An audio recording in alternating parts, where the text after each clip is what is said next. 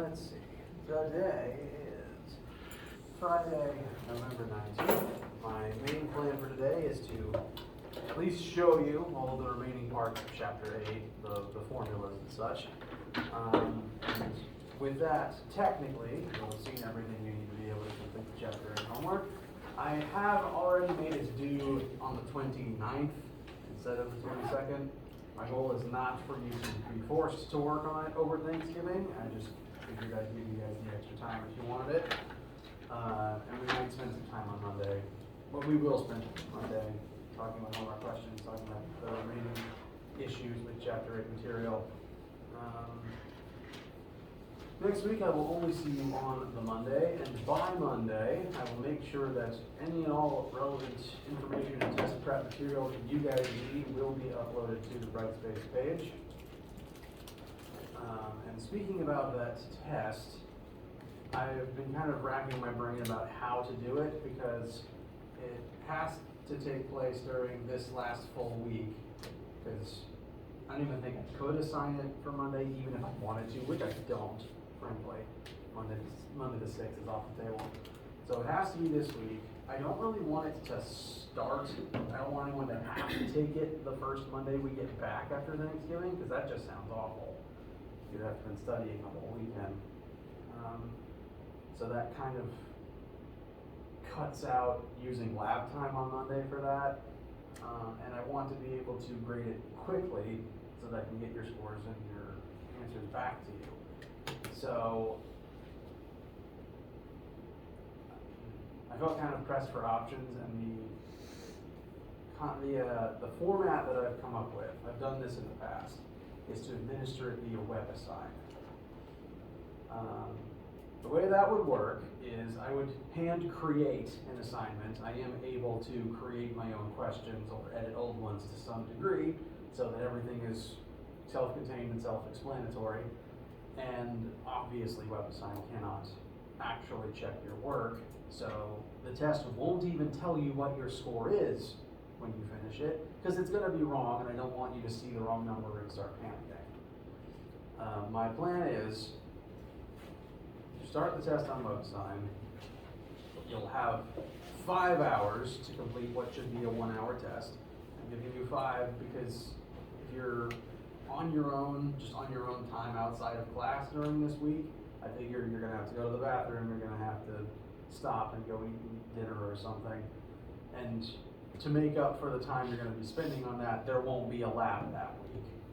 So you'll have the time outside of class to study, to take the thing.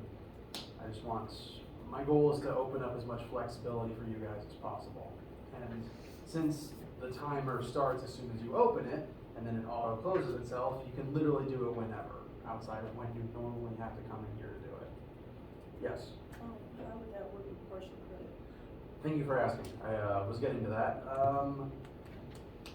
I would just want you to send me scanned images of all of your work. So once you're done with your test, and even before the timer is ended if you want to, I just want you to send me literally all of your work. And I will then, once I have your work, I will go over the answers that you have in WebAssign. For everything that WebAssign doesn't think is correct, I will then check the work for that and modify the points accordingly. In fact, I'll probably not even reveal what WebAssign ever thought your score was, and I'll probably just email you your score as a response to the email where you sent me your work. So, WebAssign is not determining your grade for this in any way, shape, or form. I am the arbiter of the points. Also, like last time, there will be 110 points on the test, which WebAssign is also inequipped to be able to deal with. So, I will be manually resetting and sending you your scores. So WebAssign is just as a tool for this, so you can do it outside of class. Yes. Will there be that practice set kind of Yes, thing? I will be creating some practice questions, and my goal is to have them up by next Monday, so that you just have them for whenever you're free and want to look at them. Yes? Since we could come up to you during the test and ask questions, are we going to be able to email you when we take it? Absolutely. For that reason, I don't recommend starting your test around midnight, just because I will be asleep. but I will be answering test questions via email. I could even jump into like a Google Meet video call if you prefer to do it audio.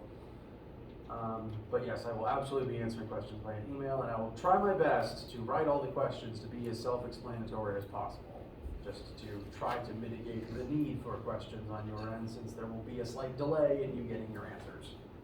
I want you to ask them though, and this is one reason why the timer has been expanded to 5 hours, because there's a delay in you getting the answer to the questions if it's over email. I want you to ask them though, so please send them. I know this is a weird shift, and it's not the ideal. In fact, it's also going to be different to how we end up. The exam is going to be more like test 1, and that we'll all be here together. You can ask me questions at the front of the room. It's just kind of a weird time crunch thing. So I'm sorry for the weird shift, but I'm doing this to try to give everyone a fair shot. As fair a shot at it as I can with the time we have left. How does this feel for you guys? Does anyone have any objections to this? So let's do the 29th or the 1st? Great question. I will open the test on the 29th, and it will run through Friday. So by midnight Friday the 3rd, you just have to do it at some point. And as a reminder, there won't be a lab that week, so it'll free up at least one of your afternoons if you want to spend that studying or taking the thing. So are we taking another test and then an exam at the end of the year? Yes, so this week will be test 2, which I am planning on being on the shorter side because it's only 3 chapters as opposed to 5. So it's designed to take an hour tops, and you'll have 5 hours for all logistical reasons. The exam will be the following week, and I really hate having them so close together, but the timing of the course kind of worked out that way. And I want there to be a second test so that you actually have a test average, in case you just had a bad day on the first test time. So my goal is to try to make this as easy and smooth as possible, so that you have an extra score in there to help round out your average. You can kind of think of it as a substitute for your lab next week.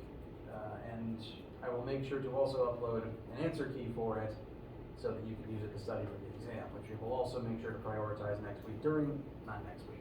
this week during class, since we'll be taking the actual test out of class. Yes? If we plan on asking you like questions through email, what would be like the best time to take it, I guess?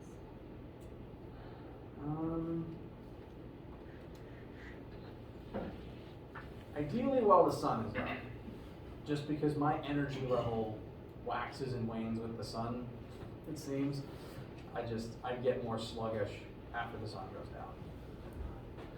My wife is right, I really am a plant.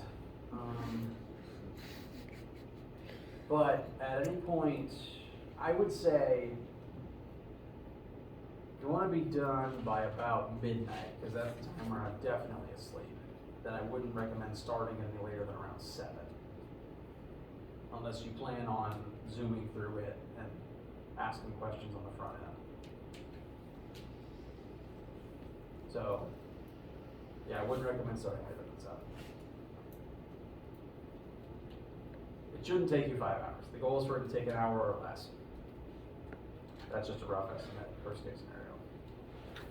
Yes. Will there be questions on it like the first test where it was just like 1, 2, 3, or will it all be like you have to do a calculation for it? They will not all be math questions. I'm expecting about 8 problems probably, of which at least 3 of them will be concepts. I only expect about 5 math questions.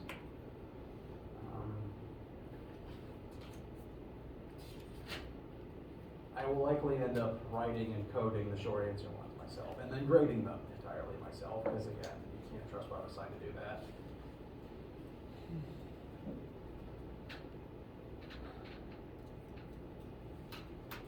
Questions, concerns, etc.? Okay. And I know this is kind of a weird shift. If you have any other concerns or inquiries at any point, do please let me know. For right now, I would like to look at Chapter 8, namely moment of inertia and a few things that utilize it, if you guys are cool with that. Questions first. Okay, so we left off, I know it's all over the place, I apologize. Talking about the concept of moment of inertia, which is functionally the angular counterpart to mass. We were specifically talking about that in terms of the difference between the linear force second law and the angular torque second law. Like we've been saying, all of the logic is still true. It still works like mass in our formulas. The headache is just calculating it on a per object basis. We have several formulas to tell us the moment of inertia for any object. In general, moment of inertia depends largely on the object's mass, its physical radius, or possibly length, depending on the exact shape. What axis through which it is rotating, and that shape also determines a fraction that will live on the front of the formula. Notice though they all have some either mr squared or ml squared. So they're all very similar formulas, it's just a matter of looking up what fraction to put on the front for the most part. And this table will be available to all of you. There's a specific homework question that actually shows the formula, this whole table in it, and including possibly some extra ones. Either you'll be told moment of inertia, or you'll be given all the tools to be able to find it on a per object basis. I would like to utilize it briefly. Utilize it in a specific low stakes situation. A wrench is not exactly a long thin rod with a rotation axis through the end, but we're going to treat it like one for right now for the sake of simplicity. We're allowed to be kind of generous with what we assume shapes are when it comes to using a chart like this. So, let's say that hypothetically you have a wrench. The mass of that wrench is 15 kilograms, and its length from the point where the bolt will rotate on it to the end of its handle is 80 centimeters. Using this table and assuming very specifically that the wrench is a long thin rod with a rotation axis through its end, as opposed to one with an axis through its center, one, what will its moment of inertia be? And then two, using that moment of inertia, what will its angular acceleration be if you exert a force of 200 newtons perpendicularly on the end of the handle?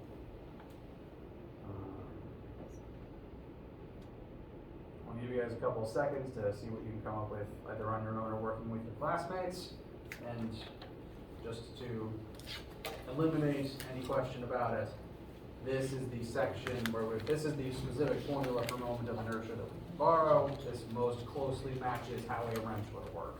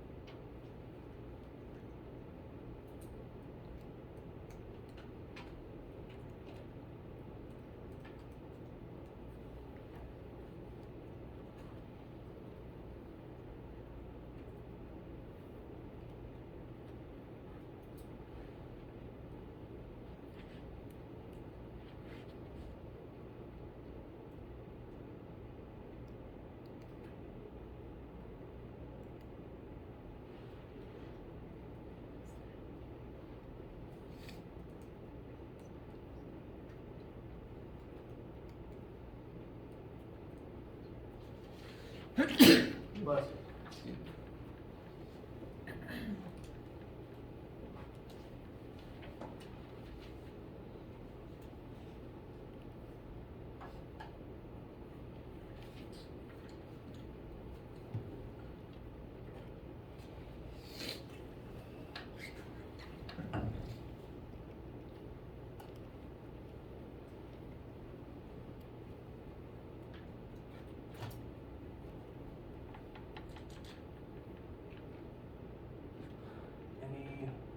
Any final answers on moment of inertia? I got 32,000. 32,000. That makes sense. Let me check. All right. So I can absolutely see where 32,000 comes from.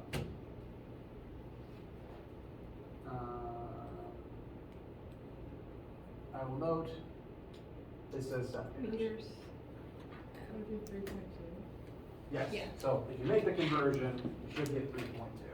Anyone disagree with this statement? All right. Let's show that real quick just for the notes. 1/3. We're specifically going to use moment of inertia for this object. I equals 1/3 of m times the length squared. So 1/3 times our mass of 15 times our length. I want to convert centimeters to meters first, so that is 0.80 squared, which comes out to a nice 3.2. We don't even need to round that. And as a reminder, regardless of what formula you use to find moment of inertia, the units should always be kilograms times meters squared.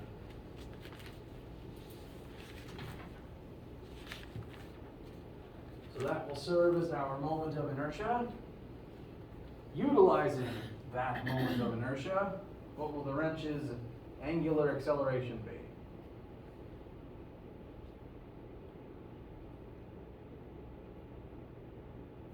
We have to find torque first. Yes. So this force is going to act at the end of the wrench. So this will be our radius, this will be our force. So the torque exerted, if we use the original formula, to just get a number for torque, that would be 0.80 times 200. So that will tell us what our torque value will be. With that number, we can then plug it into the other formula for torque. Sorry. I skipped a step. This number is 160 Newton meters. You don't disagree? All right. And the other new formula for torque is torque equals moment of inertia times angular acceleration, which is the counterpart to F equals ma. We now know the torque, we now know the moment, we can find alpha. And so what kind of final number do we look at? 50. Very good. And since that's an angular acceleration, it will be in terms of radians per second squared. Fantastic.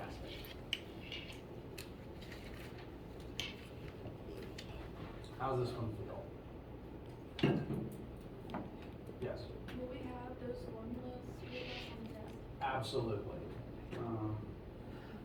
I think that this image is on the official formula sheet. Let me double check. All right, excellent. It is the last page. There's a few additional ones besides that. So as long as you have access to this document, and you will have access to this document, then you will have these formulas. In fact, I might even try to list the formulas, because there's at least one web assigned question that just has this as a picture in the question. That's one of the homework problems. I might try to base my questions about this type of thing on that question so that the image is there. So yes, you will absolutely have these. And if for some reason the shape in the question isn't one of these, I will tell you what to use.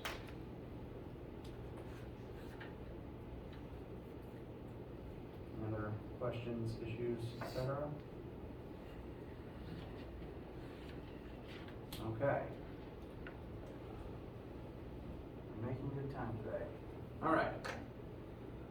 So, with utilizing moment of inertia as the angular counterpart to mass, there's a few more formulas that I want to show you, and they are, once again, just literally direct copies of of linear stuff, just using the angular versions instead.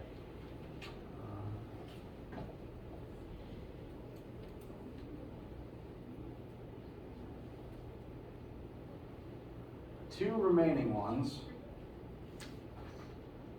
Linearly, we have formulas like kinetic energy equals 1/2 mass times velocity, and the momentum equals just mass times velocity. Because we are specifically looking at how objects move angularly, and these concepts also transfer into the rotational world. The formulas, we follow our pattern thus far. KE, what's the subscript the notes use? The notes don't bother differentiating between which form of KE you're looking at because energy doesn't tend to really care. I'm just going to subscript this as kinetic energy rotational for right now. Kinetic energy rotational, bless you, is equal to 1/2 times our counterpart to mass times our counterpart to velocity squared. And angular momentum does actually have its own unique variable. We use an L for reasons that I literally do not understand. And that is going to be equal to counterpart to mass times counterpart to velocity.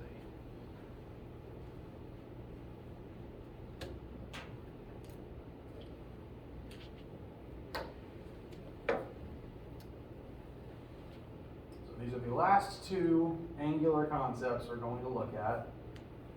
And they work exactly the same as their linear counterparts. An object that is rotating has some amount of energy in that rotation. For example, if I pick up this wheel and make it spin, does it have energy right now? Yeah, it's moving. There's some energy that lets it do this. But it's not linear kinetic energy because it doesn't have a linear velocity right now. So energy can specifically be used to make stuff spin, and even then it doesn't have to be moving forwards at the same time. This is one reason why most of our labs that involved friction or energy, like as an object descends down a ramp, haven't involved anything that rolls. All of our ramp questions were about just something sitting on the ramp or sliding down. Because the second an object is rolling down a ramp, some of the energy isn't just becoming linear kinetic energy, some of it also becomes angular kinetic energy, and friction behaves very weirdly for rolling things. So we're going to do a sample of that in a minute. This is just a reason why nothing so far has rolled down a ramp for us. Because as soon as it's rolling, technically, you have to take this form of energy into account. Oh, it does have its own variable. So KE theta or KE rotational, whatever you're more comfortable with. I don't know why the formula sheet doesn't differentiate. I'll have to change that in the future.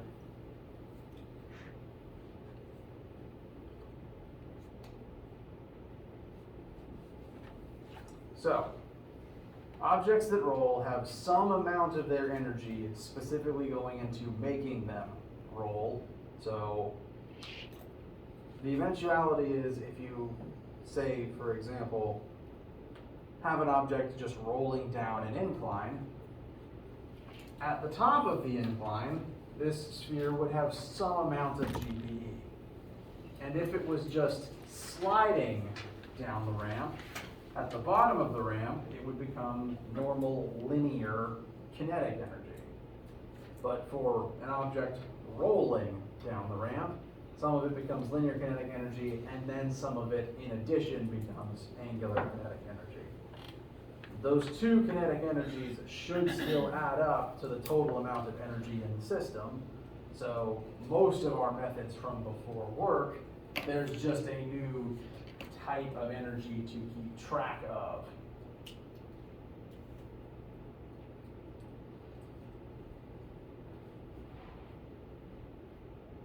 Which is why I want to do a sample of this real quick. We'll pause for a sec while I set up what I'm going to do with that on the board and while I fill in a few missing things here. So if you need water or bathroom, now's a good time. Rotational.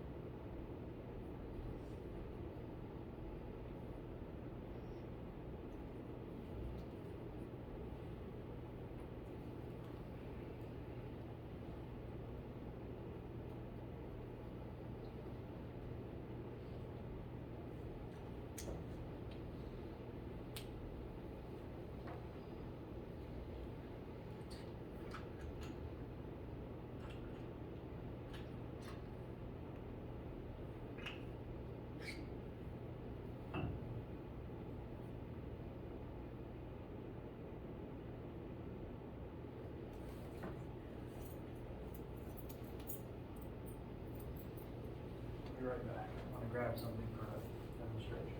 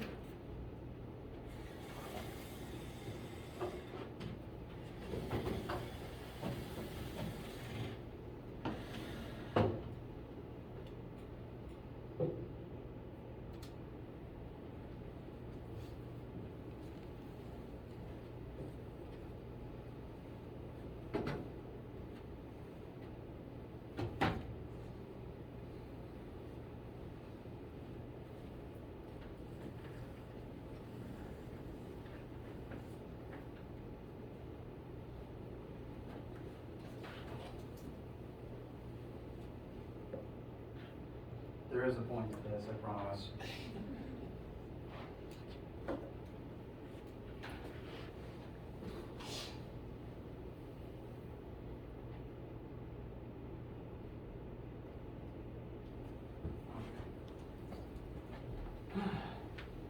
Okay. Any questions before we take a look at some math?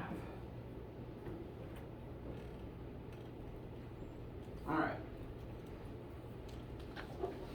So, in this specific case, we're going to have an object rolling down a ramp. In the past, we've only looked at sliding down a ramp. Since it's rolling, some of the energy is going to become rotational kinetic instead of in addition to linear kinetic. Specifically, as this ball is reaching the bottom, it will be moving forward. Its center of mass will be moving forward, so it will have linear kinetic energy, but some of it will also be angular kinetic. Now, at the top, the only form we'll have is GPE, so that's the only thing on our initial side. Yeah, I wrote eyes instead. Sorry about that. At the very bottom, all that GPE will transform into either linear KE or angular KE. Knowing that, we can start filling in our formulas to see what sorts of information that we still need. The initial GPE should be equal to mg times its initial height. We have all of that information, which is fantastic. On the KE side, the linear KE is going to be 1/2 times mass times linear velocity squared. Linear velocity squared is one of the things we want to know, so it's okay that that's unknown. That's something we want to solve for. Then for angular KE, that's 1/2 times moment of inertia times angular velocity squared. So, currently there's 3 unknowns present, which is not ideal, but we can work around that. Because we might not know velocity or angular velocity at the bottom, but we can figure out moment of inertia because we know what shape we're working with. We'll consider this to be a not hollow solid sphere rotating through its own center axis. So we look at our table, we find solid sphere rotating through its own center axis, and that moment of inertia should be 2/5 times mass times radius squared. So we can use that in place of I. So I will rewrite this with that instead.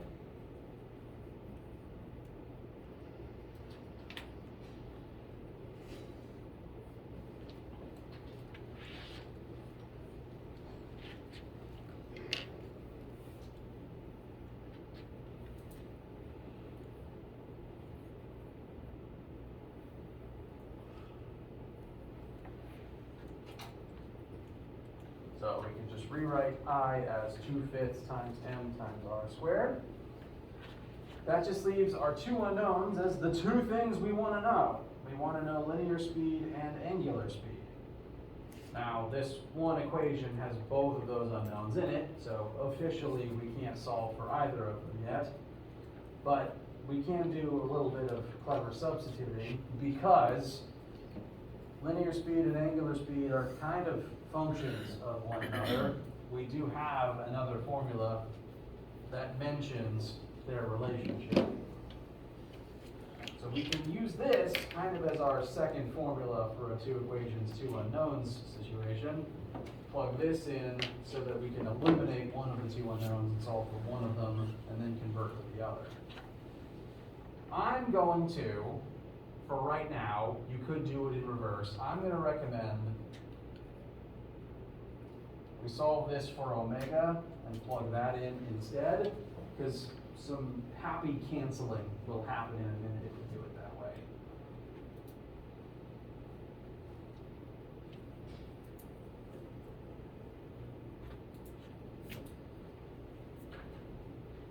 I'm going to go ahead and try to condense 1/2 of 2/5 down into 1/5, just for simplicity's sake.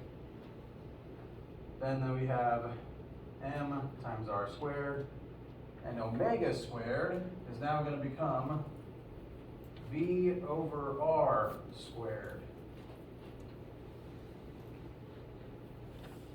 My v's and my r's look frustratingly similar. I apologize. You can blame me being left-handed. And now, the only unknown left is normal v. Before we start plugging in numbers, though, I mentioned some happy canceling is about to occur. Every single one of these terms has an m in it, which means we can just get rid of it. The mass doesn't actually end up mattering all that much. So we divide the whole function by m, they all just vanish. So that's one less thing to have to worry about putting in your calculator. Additionally, that leaves us with gh initial equals 1/2 of v squared plus 1/5 r squared times v squared over r squared. If we go ahead and distribute the squared in, square root of v and the r, now we have an r squared in the numerator and in the denominator, so those can cancel out too.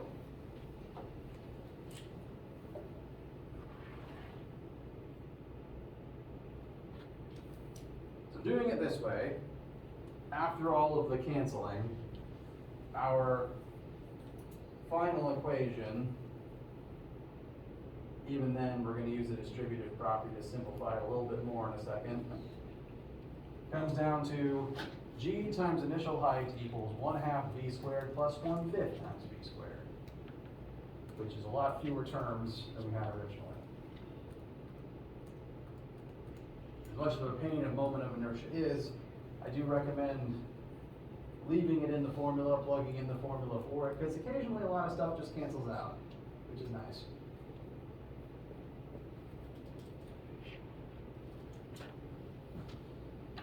That said, in our continued quest to find velocity, I'm going to recommend we distribute v squared out of this fraction addition, which I'm just going to edit what's on board. You don't have to erase anything. Should be v squared times 1/2 plus 1/5.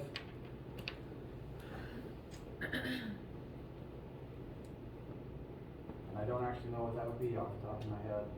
0.7. 0.7, thank you very much. All right. So v should eventually become g over height initial divided by 0.7, all in a square root.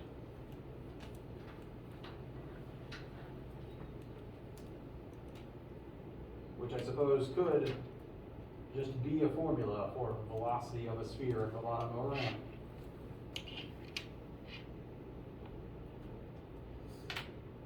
Its radius didn't even end up mattering. We didn't get that at all. Not for its linear speed.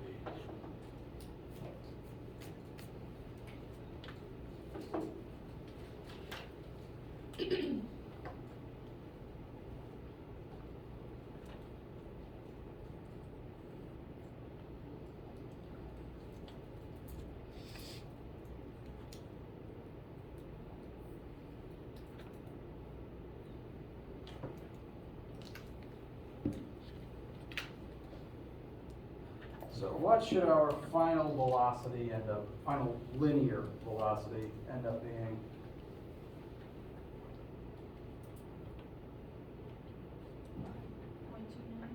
Fantastic.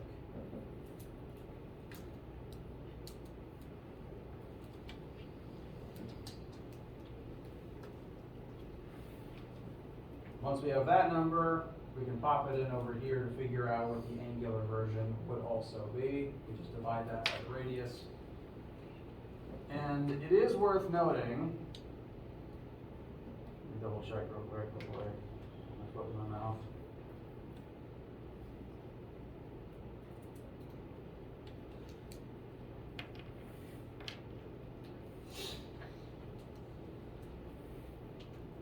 That this is slower than it would have been if it wasn't rolling. If there was no friction, this object could just slide down the ramp without rotating. If we eliminated the rotational term and just solved directly for KE final, the final velocity would have been bigger. I did that math myself, it would have been about 6.3 as opposed to 5.3.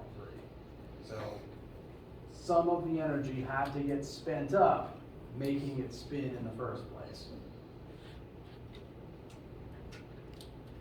Which, while wheels are nice because you don't have to deal with friction, the ultimate downside to wheels is it takes energy to spin them in addition to energy to move forwards. So that is the cost of the invention of the wheel. There's a lot of algebra and canceling to this one. How does it feel? Okay. If it still feels weird, that's okay. Rotation is weird, period. And we're nearing the end of the lecture time, so I want to show you a couple of things that we can examine more closely on Monday, but I want to at least show you some cool things about angular momentum. Linear momentum we have defined as an object's tendency to keep wanting to move in a straight line. The more linear momentum something has, the harder it is to stop. Angular momentum is true.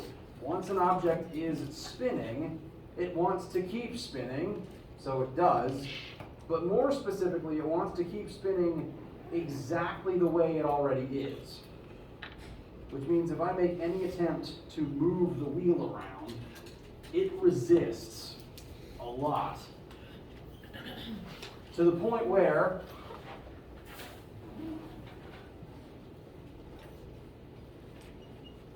if I am sitting in a rotating chair and I spin this tire up and then I tilt it, again, it wants to keep spinning like this. If I tilt it, dang it, it's not strong enough. I moved a little bit. So I actually get some help actually because it's hard for me to spin the wheel and hold it at the same time. Thank you, sorry. Just spin the tire up as fast as you can. Thank you very much. And dagnabbit. Okay, I am like turning in the chair though as I turn the wheel. We can see that much. The tire doesn't like changing, so it's literally exerting a force on me to fight against me, and I end up spinning in the chair as a result.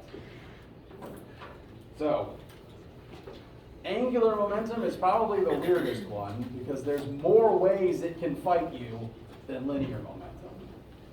We'll talk a little more about that on Monday. For right now, have a great weekend. We will put a nice ribbon on Chapter 8 and test prep on Monday, I promise. Be working on the homework though, on the questions. Like I said, have a great weekend, rest well. Thanksgiving is almost upon us. I'm rambling. See ya.